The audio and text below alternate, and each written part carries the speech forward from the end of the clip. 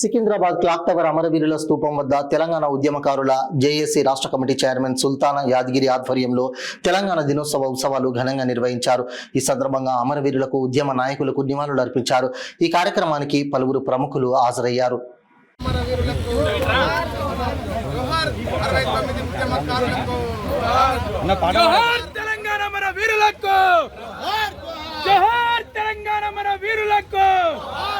కొనసాగిద్దాం అమరవీరుల ఆశయాలను, కొనసాగిద్దాం అమరవీరుల ఆశయాలను.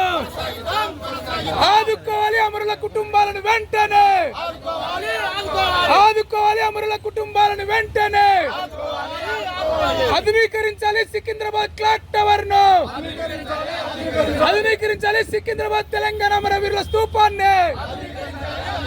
జోహార్ తెలంగాణ అమరవీరులకు, జోహార్ తెలంగాణ అమరవీరులకు. కదలి రండి, కదలి రండి ఉద్యమకారులారా, కలిసి మెలిసి పోదాము పోరు చేయ, కలిసి మెలిసి పోదాము పోరు చేయ, కలిసి మెలిసి పోదాము పోరు చేయ. కదలి రండి, కదలి రండి ఉద్యమకారులారా, కలిసి మెలిసి పోదాము పోరు చేయ, కలిసి మెలిసి పోదాము పోరు చేయ, కలిసి మెలిసి పోదాము పోరు చేయ.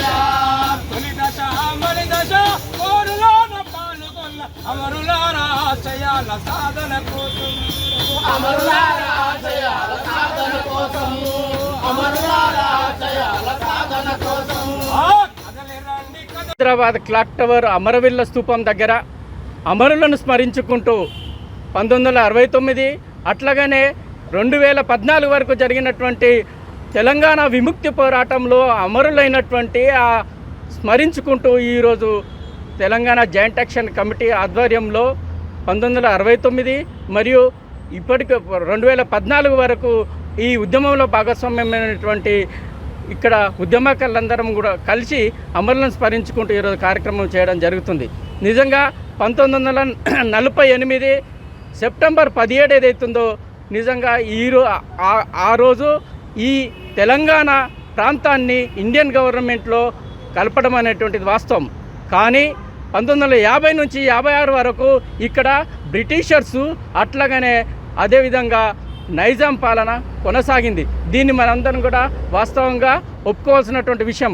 కాబట్టి ఇది సమాజంలో ఈరోజు విద్రోహ దినమా, విలీన దినమా, స్వతంత్ర దినమా అనేటువంటి చర్చ ఏదేమైనప్పటికీ ఈరోజు అమరవీరుల త్యాగ ఫలితంగా, పోరాట యోధుల త్యాగ ఫలితంగానే, వాళ్ళ కొట్లాడడం మూలంగానే ఈ తెలంగాణ ఒక విముక్తి ప్రాంతంగా, ఒక స్వతంత్ర ప్రాంతంగా ప్రకటించడం అనేటువంటి జరిగిందనేటువంటి సందర్భం మనం గుర్తు చేసుకుంటూ 1969 ఉద్యమకారులను అట్లాగనే తొలి మలిదశ ఉద్యమకారుల త్యాగాలను, వాళ్ళ పోరాటాలను మనం గుర్తు చేసుకుంటూ ఈ సందర్భంగా మనము ఆ పోరాటాల్లో అమరులైనటువంటి వాళ్ళందరికీ కూడా ఈరోజు సందర్భంగా నివాళులు అర్పిస్తూ.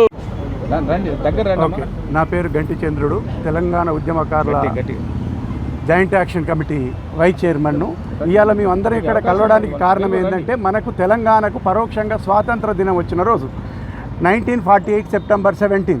దీనికి ఎంతోమంది త్యాగాలు చేసిండ్రు. దాంట్లో తొలికేక కడివెండికి ఆర్తనాదాలు, కడివెండిలో ఆర్తనాదాలు, రజాకారులకు అగేనిస్ట్గా కొట్లాడిన దొడ్డి కొమరయ్య కడివెండిలో మొదటి మరణం జరిగింది. ఆ ఆర్తనాదాలు క్లాక్ టవర్ దగ్గర ఇంకా జరుగుతున్నాయంటే ఉద్యమకారుల బ్రతుకు తెలంగాణలో ఎట్లా ఉందో ఆలోచించండి.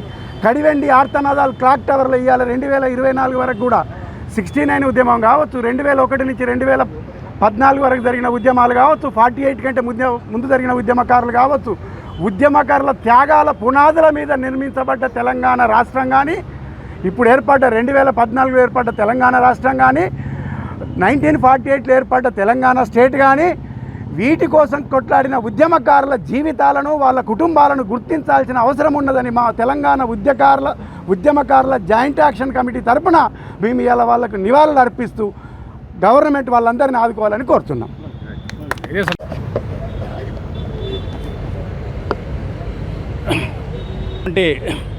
తెలంగాణ ఉద్యమకారులకు అందరికీ కూడా